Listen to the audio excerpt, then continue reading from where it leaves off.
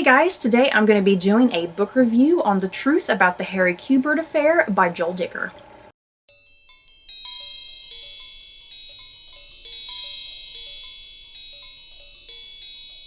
The Truth About the Harry Quebert Affair by Joel Dicker follows Marcus Goldman, a successful young novelist who discovers that his mentor, fellow writer Harry Quebert, is implicated in the murder of 15-year-old Nola Kellergan from 30 years ago. On top of that, Harry and Nola were apparently in love and were about to run away together right before her death.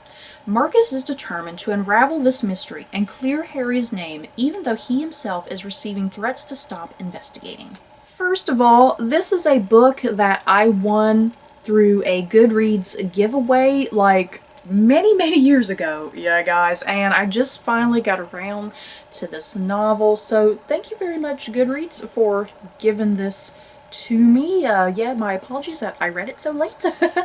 But yeah, woo, The Truth About the Harry Quebert Affair. Yeah guys, it's a big book, a very intricate mystery and story. I loved every moment of it. Every detail matters. Every character matters.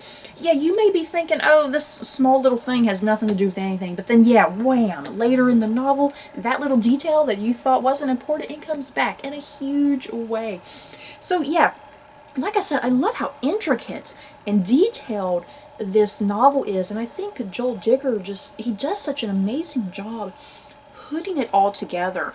And yeah, this book, it's not linear at all. I mean, you're kind of flashing back and forth. You'll be in the present, but then you'll go back 30 years ago, and yeah, it all kind of just is all over the place. It's not very linear at all, and you really have to pay attention to what's going on.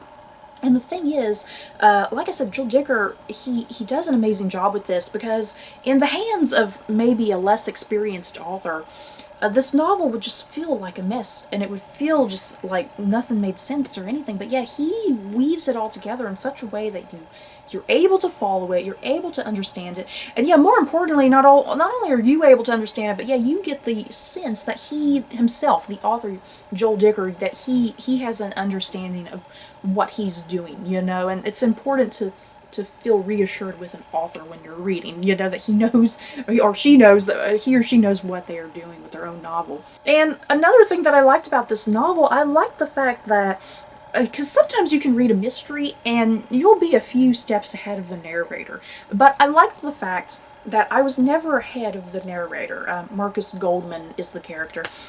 Marcus, he's just as lost and confused. You, the reader, are just as lost and confused. And yeah, Marcus and you, the reader, you're trying to figure out this mystery together, trying to put all these various different pieces together. And yeah, I never felt like I was ahead of him, like, oh, I know something he doesn't know.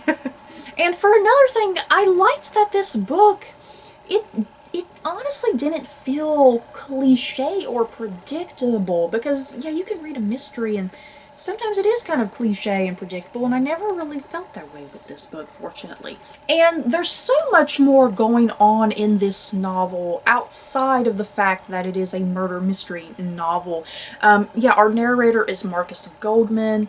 He's a young, successful writer, but yeah, he's experiencing writer's block. He had one successful novel, he got a bit big-headed, and yet now it's like, oh, I need to come up with my next great novel, and nothing's coming to me, nothing's happening. So yeah, this is a novel about writing, about writers, and yeah, it's also this relationship between Marcus and his mentor, Harry Quebert.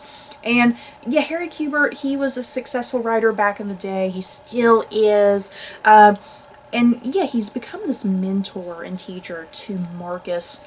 So yeah, they have this really close bond and connection with each other. The fact that they're writers together, they've kind of faced similar things like writer's block. But then yeah, here comes this whole murder mystery and the whole story that really puts their relationship to the test, and Marcus begins questioning everything he thought he knew about his mentor. And yeah, this murder mystery, it involves the death of this 15-year-old girl who was murdered like 30 years ago. So yeah, you get the flashbacks to Nola and her life, you know, everything leading up to her murder, and yeah, who did it, what happened. But thrown into the midst of this story that really also tests Marcus and Harry's relationship. We also find out 30 years ago, like I said, Nola was 15 at the time. Harry Quebert, when he came into town, he was 34 at the time. And him and Nola have a thing with one another, you guys. It's a bit Lolita, if you will. There's lots of references to Lolita. But yeah, there's that whole taboo story going on. And the thing is, even though it's taboo, you the reader, you're kind of weirdly like, aw, this is strangely sweet and sad, because they just want to be together. They just want to be together, but yeah, it's taboo, it's not allowed, and yeah, it's this story. Not only is this a story about writers, not only is it a story about a murder, but it's also a story about love at the end of the day. I think love is the biggest theme of this novel. So yeah, you guys, it's very complicated. It's very complicated, the relationship between Nola and Harry. So yeah, I've already made reference to this, the narrative structure of this novel. Like I said, it's not linear. You're going back to 1975, then you're skipping ahead 30 years, and then sometimes you might go into the 90s. So yeah, you really do gotta pay attention to this novel. But the good thing about this narrative structure, I think it helps the novel move along at a really rapid pace. I think it really keeps your attention. I think it really keeps you on your toes. It keeps you on the edge of your seat.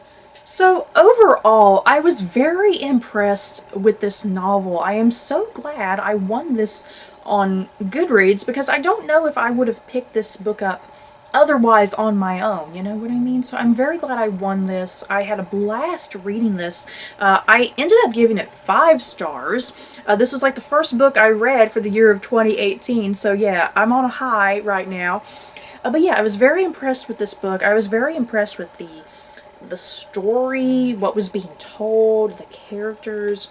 I don't know, just something kind of weirdly unique about the story, refreshing.